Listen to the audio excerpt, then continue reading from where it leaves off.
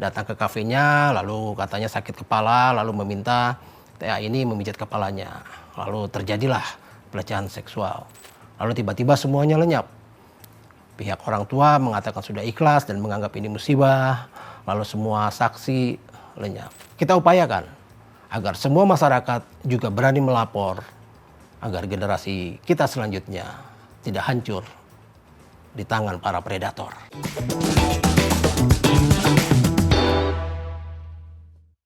Halo, jumpa lagi di Open Your Mind. Kali ini saya mau berbicara soal tindak pidana kekerasan seksual. Nah, tindak pidana kekerasan seksual ini di Indonesia memang seperti gunung es. Jadi seperti kelihatannya cuma sedikit di permukaan saja, tapi sebenarnya begitu banyak kasus yang tak terungkap. Nah, salah satu yang baru saja terjadi dan masih hangat adalah soal pelecehan seksual yang dilakukan oleh seorang bupati di Maluku Tenggara, Bapak M. Tahir Hanubun.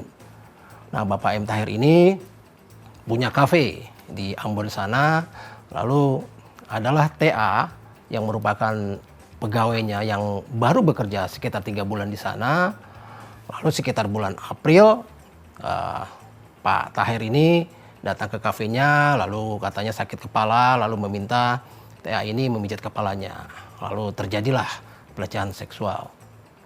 Nah, kemudian hal ini coba diulangi lagi pada bulan Agustus. Tapi saat itu TA jelas-jelas menolak dan akhirnya beberapa hari kemudian dia dipecat. Dan kemudian tanggal 1 September TA melaporkan. Nah, tapi yang terjadi setelah pelaporan inilah yang menjadi hal yang menurut saya sangat miris ya. Karena tiba-tiba saja TA menghilang setelah melaporkan. Lalu 10 hari kemudian laporan dicabut. Dan terdengar kabar kalau TA sudah dinikahi. Ya, meskipun pada saat pernikahan TA-nya nggak ada, katanya ada di Jakarta. Dengan mahar 1 miliar rupiah. Lalu tiba-tiba semuanya lenyap. Pihak orang tua mengatakan sudah ikhlas dan menganggap ini musibah. Lalu semua saksi lenyap. Hal inilah yang sering terjadi di berbagai banyak kasus. Masih ingat kan ke belakang kita mendengar berita ada 41 santri di Lombok Timur yang diperkosa oleh pengasuh pondoknya dengan modus membuat kelas pendidikan seksual dan hubungan intim. Nah, kelas ini lalu diikuti oleh santriwati-santriwati yang memang diincar oleh pengurus-pengurus ini. Lalu diberikanlah semacam dogma bahwa kalau mereka melakukannya dengan para pengurus ini, mereka akan mendapatkan wajah berseri dan masuk surga. Nah, sekali lagi, kepolosan santriwati kembali dimanfaatkan.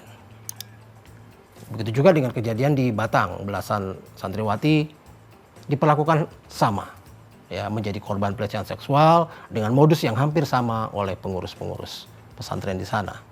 Begitu juga yang terjadi di tempat-tempat lain. Kenapa hal ini begitu marak terjadi dan sepertinya setelah kejadian semuanya lenyap tanpa suara. Kita nggak mendengar lagi tuh beritanya. Apakah ada hukumannya atau tidak, atau bagaimana penyelesaiannya. Nah, yang menjadi concern kita di sini adalah bahwa seringkali kejahatan tindak pidana seksual ini seolah-olah bisa diselesaikan dengan cara damai.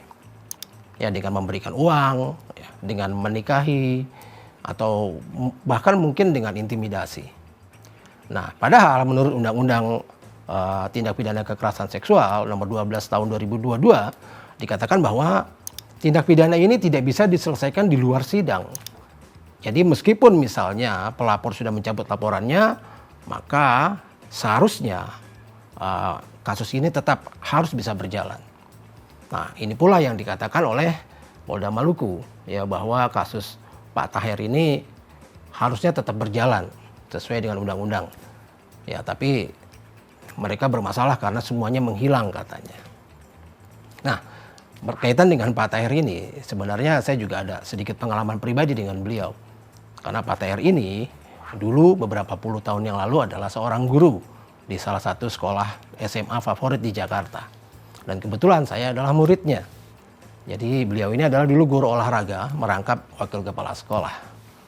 Nah, saat zaman itu memang Pak Tahir ini dikenal sebagai guru yang galak dia. Dia tuh apa ya, kalau dibilang tangannya tuh ringan tangan. Ya, jadi mudah sekali menggampar anak muridnya ya kalau melakukan kesalahan gitu. Dan juga dia ini ramah, rajin menjamah. Jadi kalau sama murid-murid yang wanita, gandeng sana, gandeng sini. Dan ini sudah menjadi bahan pembicaraan di sesama siswa maupun guru sebenarnya. Lalu setelah beberapa tahun lulus, saya dengar tahun 2004 beliau sudah masuk ke dunia politik, lalu menjadi anggota DPRD, dan 2018 kemudian berhasil menjadi bupati di Maluku Tenggara. Bayangkan kalau misalnya ya, banyak kejadian-kejadian seperti ini yang tidak terungkap. Banyak sekali kejahatan-kejahatan dilakukan oleh orang-orang terdekat. Ya, baik itu kakak, ya, kakak ipar, bahkan ada yang dilakukan oleh ibu kandung, apalagi oleh pejabat-pejabat seperti ini. Ada satu kasus yang memang saya lihat sendiri. Jadi ada satu keluarga yang kemudian mendapat musibah, orang tuanya meninggal. Ya, kedua orang tuanya meninggal, lalu mereka punya beberapa orang anak, 4 orang anak. Satu yang pertama adalah anak perempuan dan sudah menikah. Lalu anak yang terakhir itu perempuan juga. Dan akhirnya anak yang paling kecil ini dibawa sama kakaknya yang pertama yang sudah menikah ini untuk tinggal bersamanya dan diurus. Nah, tiba-tiba ketika anak ini berumur 16 tahun, waktu itu orang tuanya meninggal, anak ini baru sekitar umur 5 atau 6 tahun. Nah, tiba-tiba anak ini hamil. Hamil dan terjadilah kehebohan.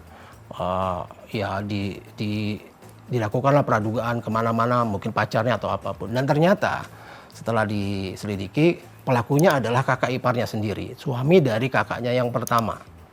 Ya, lalu si anak yang hamil ini mengaku membuat cerita pelaporan bahwa kejahatan ini dilakukan sejak dia kelas 6 SD sampai dia kelas 2 SMA berusia 16 tahun ini. Nah, lalu setelah dia menceritakan semuanya, pihak keluarga sudah bersiap untuk melaporkan. Yang terjadi berikutnya adalah tiba-tiba anak ini menghentikan laporannya, tidak mau melapor lagi. Ya, karena sang kakak mungkin secara manipulatif mengintimidasi adiknya untuk tidak melaporkan karena nggak mau keluarganya hancur dan sebagainya. Nah, hal seperti inilah yang kerap terjadi. Seolah-olah ya, pelaku kejahatan begitu dimaafkan atau misalnya begitu masalahnya bisa diselesaikan, maka kejahatan ini tidak lagi berupa kejahatan. Sama halnya misalnya seorang pencuri masuk ke rumah, ya, setelah barang dikembalikan, apakah pencurian itu tidak lagi menjadi kejahatan? Nah, undang-undang TPSK ini, tindak pidana kekerasan seksual ini, TPKS ini, seharusnya menjadi sarana efektif ya buat kita semua untuk menanggulangi masalah-masalah seperti ini.